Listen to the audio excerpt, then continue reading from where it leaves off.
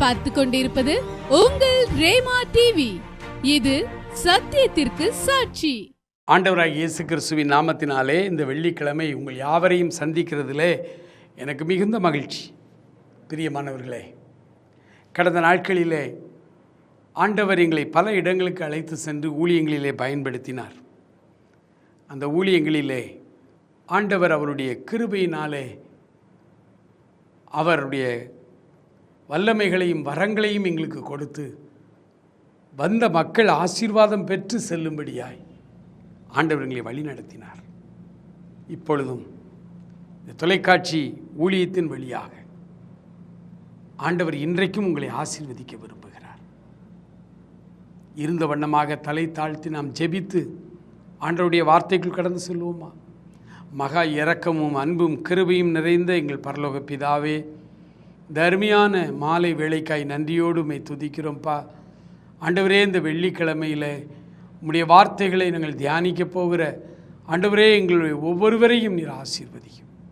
பலவிதமான பாடுகளோடும் கஷ்டங்களோடும் நஷ்டங்களோடும் தேவைகளோடும் இருக்கிற மக்கள் ஆண்டவரே, எங்களுக்கு என்ன ஆசீர்வாதம் ஆண்டவர் தருவார், நான் எப்படி இனி வாழ்வேன் என்று சொல்லி வேதனையோடு இருக்கிற ஆண்டவரே, நம்முடைய பிள்ளைகள் ஒவ்வொருவரோடு நீர் பேசும்.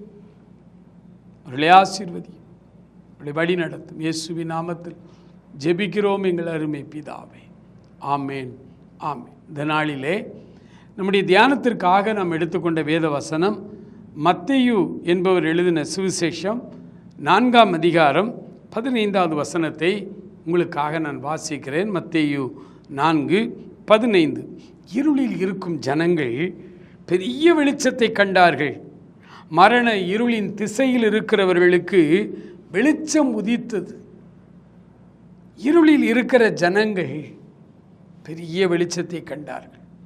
எப்பொழுது ஆண்டவர் இந்த உலகத்திற்கு வந்து இன்றைக்கு சற்றேறக்குறைய ஒரு 2000 வருடங்களுக்கு முன்பு ஆண்டவர் நம்மில் ஒருவரை போல இந்த உலகத்திலே மனிதனாய் அவர் வெளிப்பட்டார். ஏனென்றால் ஆண்டவர், இறைவன், கடவுள், கர்த்தர் என்று சொல்லுகிற அந்த பதங்கள் எல்லாமே காணக்கூடாத இறைவன். தெய்வத்தை ஒருவரும் ஒரு காலம் கண்டதில்லை என்று பரிசுத்த வேதம் சொல்லுகிறது. காணக்கூடாத இறைவன், ஜோதிகளின் பிதா, காண்கிற வடிவத்திலே இந்த பூமியிலே நம்மில் ஒருவரை போல வந்தார். அவருடைய பெயர் இயேசு கிறிஸ்து. ஆகவேதான் அவரை கடவுள் என்று சொல்லுகிறோம். அவர்தான் கடவுள். காணக்கூடாத இறைவன், உலகத்தையும் அண்ட சராசரங்களையும் உருவாக்கின தெய்வம் காண்கிற வடிவத்திலே இந்த பூமிக்கு வந்தார். அவருடைய பெயர் இயேசு கிறிஸ்து. ஆகவேதான் இயேசு கிறிஸ்து இந்த பூமியிலே வாழ்ந்த பொழுது சொன்னார், என்னை கண்டவன் பிதாவை கண்டான், நானும் பிதாவும் ஒன்றாய் இருக்கிறோம் என்று அவர் சொன்னார். அவர் தகப்பன் என்றால் நான் மகன் என்ற ஸ்தானத்தில் இருக்கிறேன், அவ்வளோதான். உடனே அவர் அப்பா, இவர் மகன், அப்பா அவர் வேற இவர் வேற, இப்படி பல இந்த உலக பிரகாரமான மாம்சீக சிந்தனையிலே ஆண்டவரை டிஃபைன் பண்ண முடியாது, விவரிக்க முடியாது. 2 பேரும் ஒருவர் தான். எப்படி ஒரு மனிதனுக்குள் இருந்து வருகிற வார்த்தைகள் அவனாய் இருக்கிறதோ அதே போல கடவுளினிடத்திலிருந்து இருக்கிற வார்த்தை தான் இயேசு கிறிஸ்துவாய் இந்த பூமிக்கு வந்தார். வார்த்தை மாம்சமாகி நாம் காண்கிற வடிவத்திலே வந்தார் அவர் இயேசு கிறிஸ்து. ஆண்டவர் இந்த உலகத்திற்கு 2000 ஆண்டுகளுக்கு முன்பு சுவிசேஷம் அறிவிக்கிறவராய் அல்லது மனிதனுடைய பாவ பரிகார பலியாய் அவர் இந்த பூமிக்கு வந்த பொழுதுதான் வேதம் சொல்லுகிறது, இருளில் இருக்கும் ஜனங்கள் பெரிய வெளிச்சத்தை கண்டார்கள். மரண இருளின் திசையில் இருக்கிறவர்களுக்கு வெளிச்சம் உதித்தது. எனக்கு அன்பானவர்களே, இன்றைக்கும் மரண இருளிலே வாழ்ந்து கொண்டிருக்கிற மக்கள் ஏராளமாய் இருக்கிறார்கள். சமீபத்தில் ஈரோடு என்கிற அந்த பட்டணத்தில் ஒரு அருமையான ஊழியம், கல்வாரி அன்பின் ஊழியம் இருக்கிறது. அதை அன்பு சகோதரர் ஜெப செல்வம், அவருடைய தகப்பனார் ஒரு பெரிய தீர்க்கதரிசி. அந்த தீர்க்க தரிசன வரத்தை கொண்டு அவர் அந்த இடத்துல ஒரு ஊழியத்தை ஸ்தாபித்தார்.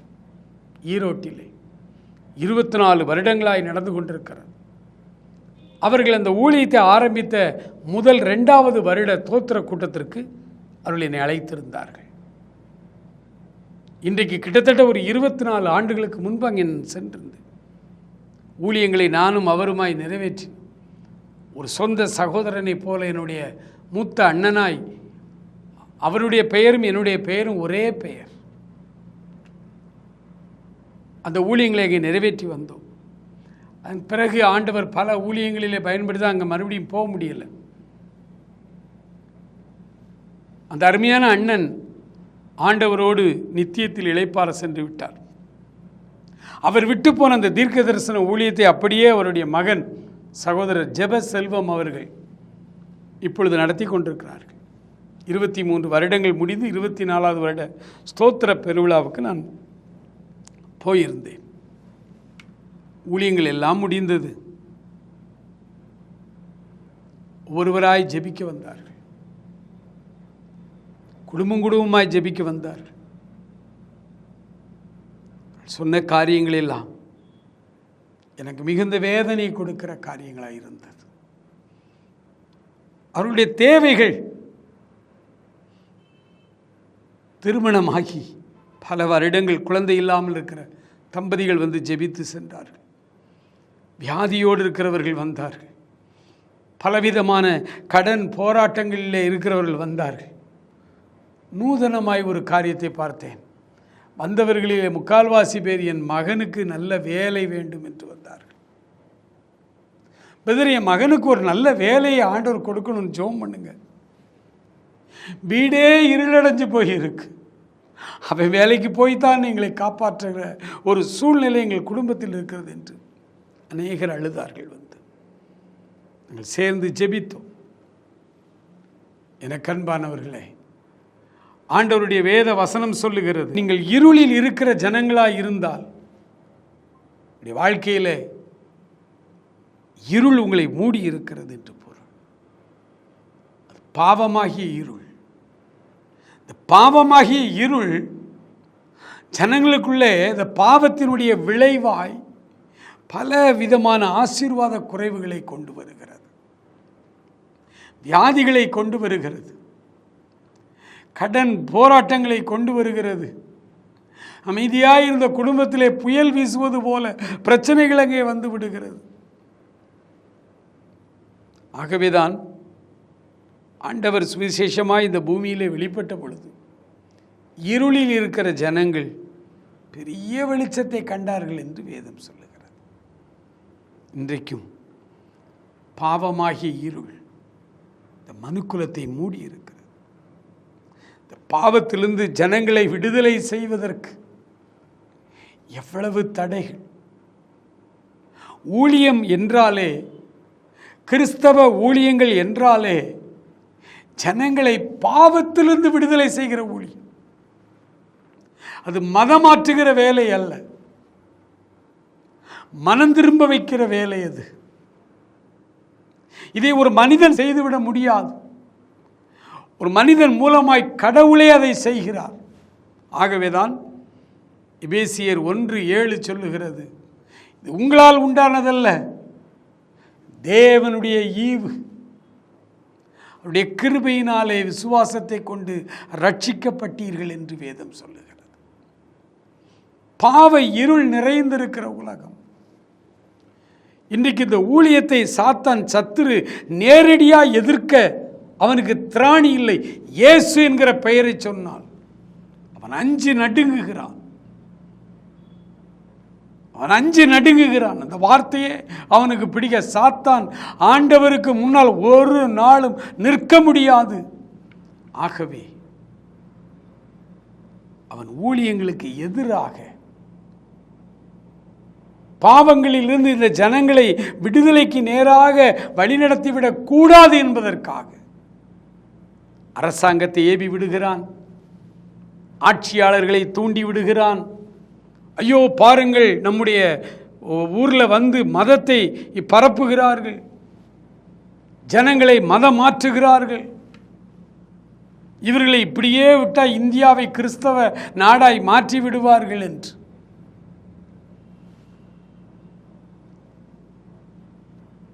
இப்படி ஜனங்களை தூண்டிவிட்டு, அதிகாரிகளை தூண்டிவிட்டு, அதிகாரங்களை தூண்டிவிட்டு சட்டத்துக்கு விரோதமாகவே ஊழியங்களுக்கு எதிராய் வருகிற காரியங்களை பார்க்கிறோம். ஆனால் அதெல்லாம் பொய். அதனால் அவங்களால ஒரு அளவுக்கு மேலே ஒன்றும் பண்ண முடியாது. ஏனென்றால் சத்தியம் என்றைக்கும் ஜெயிக்கும். இயேசு சொன்னார், நானே வழியும் சத்தியமும் ஜீவனுமாயிருக்கிறேன் என்று. ஆகவே பாவ இருள் இன்றைக்கு உலகத்தை மூடி இருக்கிறது.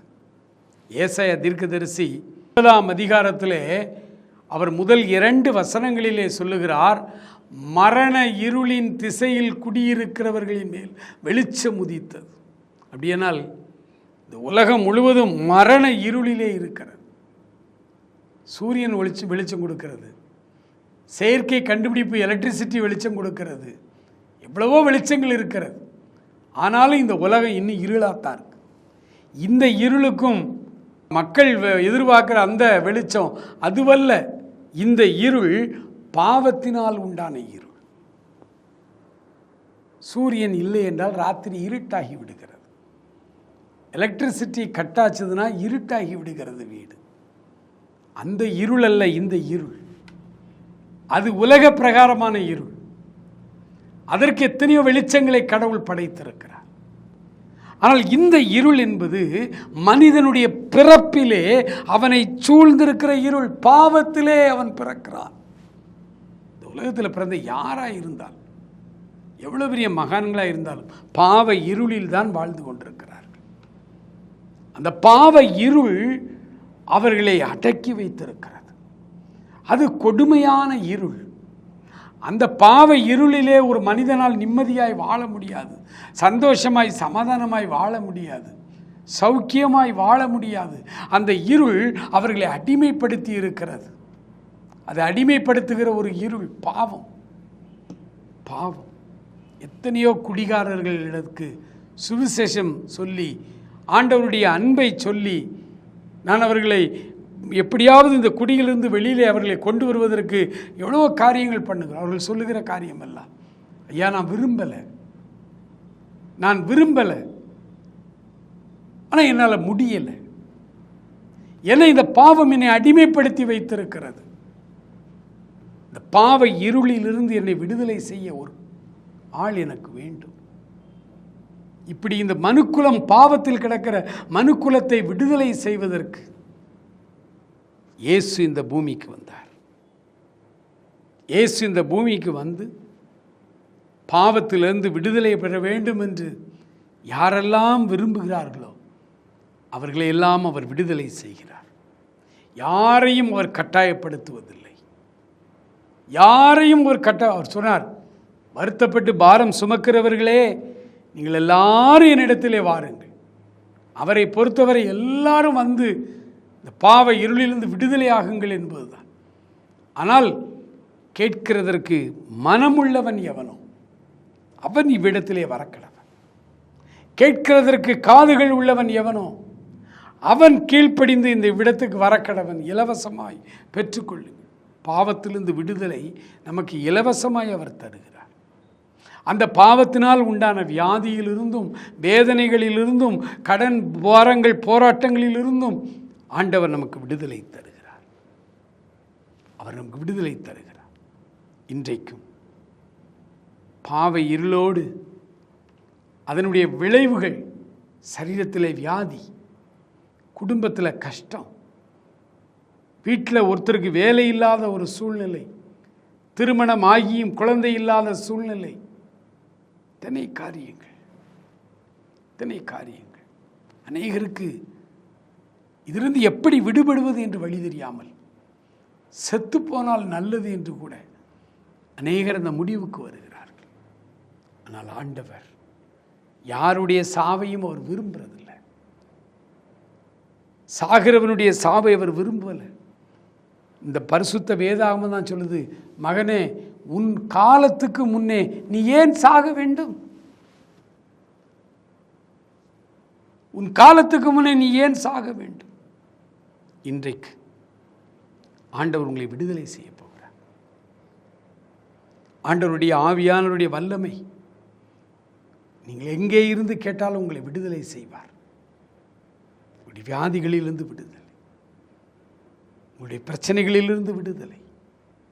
இந்த விடுதலையின் ஆவியானவரை, ஆண்டவரே, பாவத்தில் இருக்கிறேன், இருள் என்னை மூடி இருக்கிறது, அந்தகார இருளில் இருந்து எனக்கு ஒரு விடுதலை தந்து ஆச்சரியமான ஒளி நடத்திருக்கு, என்னை கொண்டு வாரும் என்று சொல்வோம். எல்லா தயவு செய்து ஜெபிப்போம். ஹல்லேலூயா, ஹல்லேலூயா, ஹல்லேலூயா, ஹல்லேலூயா. ஓ ஹல்லேலூயா. நன்றி ஆண்டவரே, நன்றி ஆண்டவரே, நன்றி ஆண்டவரே. கர்த்தருடைய வல்லமை இறங்கி வருகிறது, கர்த்தருடைய வல்லமை இப்பொழுது இறங்கி வருகிறது. என் மகனே, மகளே, நீ எந்த இடத்திலே முழங்காலிலே நின்று, ஆண்டவரே என் இருள் மாற வேண்டும், எனக்கு ஒரு விடுதலை வேண்டும் என்று சொல்லி நீங்கள் கேட்கிறீர்களோ, ஹல்லேலூயா, இப்பொழுதே அந்த விடுதலையை தரும் ஆண்டவர் உங்கள் நடுவிலே அவர் வந்திருக்கிறார். நன்றி ஆண்டவரே, நன்றி ஆண்டவரே, நன்றி ஆண்டவரே. ஹல்லேலூயா, ஹல்லேலூயா, ஹல்லேலூயா, ஹல்லேலூயா. ஒரு தெய்வீக வல்லமை, ஒரு தெய்வீக வல்லமை, ஒரு விடுதலையின் வல்லமை. ஹல்லேலூயா, ஹல்லேலூயா. உங்களுக்குள்ளே இப்பொழுது இறங்கி வருகிறது பிரியமானவர்களே, உங்களுக்குள்ளே இறங்கி வருகிறது. ஹல்லேலூயா. நன்றி ஆண்டவரே, நன்றி ஆண்டவரே, நன்றி ஆண்டவரே. உங்கள் சரீரத்துக்குள் இருக்கிற வியாதிகள் இப்பொழுது மறைகிறது, உங்கள் வியாதிகள் மறைகிறது, உங்கள் வேதனைகள் மாறுகிறது, உங்கள் வலிகள் மாறுகிறது. ஹல்லேலூயா. கேன்சர் கட்டிகள் இயேசுவின் நாமத்தில் இப்பொழுது விலகுகிறது. படுக்கையில் இருந்து கொண்டு இந்த செய்தியை கேட்டுக்கொண்டிருக்கிற என் அன்பு சகோதரனே, என் அன்பு சகோதரியே, ஆண்டவருடைய வல்லமை உங்களை தொடுகிறது, ஆண்டவருடைய வல்லமை உங்களை தொடுகிறது. இப்பொழுதே, இப்பொழுதே ஆண்டவர் மரண கட்டுகளில் இருந்து உங்களுக்கு ஒரு விடுதலை தருகிறார், மரண கட்டுகளில் இருந்து உங்களுக்கு ஒரு விடுதலை தருகிறார்.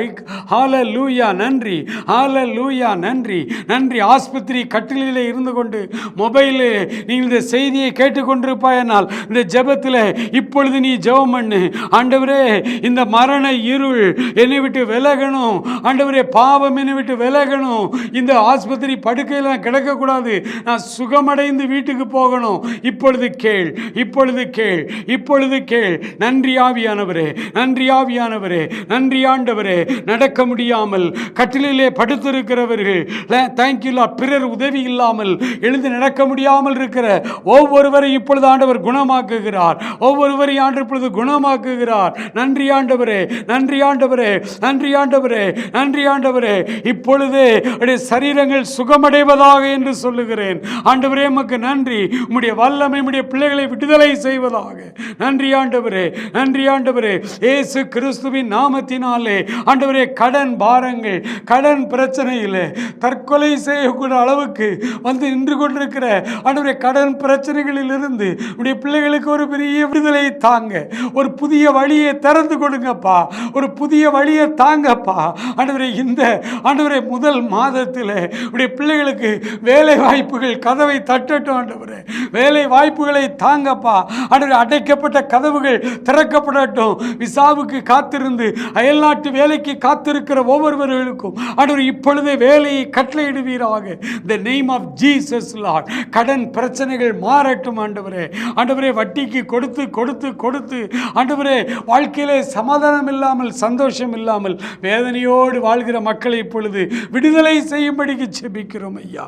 ஆமென் லார்ட். நன்றி ஆண்டவரே, நன்றி ஆண்டவரே. சேஷமாய் நெஞ்சு வலியிலே, ஹல்லேலூயா, இருதய நோய்களோடு போராடி கொண்டிருக்கிறவர்கள் இயேசுவின் நாமத்திலே இப்பொழுதே அந்த இருதயங்கள் சுகமடைவதாக என்று சொல்லுகிறேன். ஹல்லேலூயா, ஹல்லேலூயா, ஹல்லேலூயா, ஹல்லேலூயா, ஹல்லேலூயா.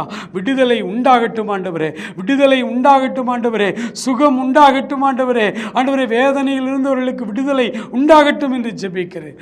மரண இருளின் திசையில் இருக்கிற உம்முடைய பிள்ளைகளுக்கு வெளிச்சம் இப்பொழுது உதிக்கட்டும். Thank you lord, thank you lord, thank you lord. இருளில் இருக்கிற ஜனங்கள் பெரிய வெளிச்சத்தை கண்டு கொண்டார்கள் என்று சொல்வது போல இப்பொழுதே நம்முடைய பிள்ளைகளுக்கு நல்ல வெளிச்சத்தின் வாழ்வை தாருவீராக. நீர் அப்படி செய்கிறதற்காக ஸ்தோத்திரம் ஆண்டவரே. அநேக ஆண்டவரே உமக்கு ஸ்தோத்திரம், ஸ்தோத்திரம் ஆண்டவரே. சரத்துக்குள்ள இந்த கட்டிகள் மறைந்து போனதற்காக ஸ்தோத்திரம். ஆசீர்வதிங்கப்பா, நீர் சுகமாக்கி நம்முடைய பிள்ளைகளுக்காய் நன்றி செலுத்தும். தொடர்ந்து வழி நடத்தும் ஆசீர்வதி. இயேசுவின் நாமத்தில் ஜெபிக்கிறோம் எங்கள் அருமை பிதாவே. ஆமேன், ஆமேன்.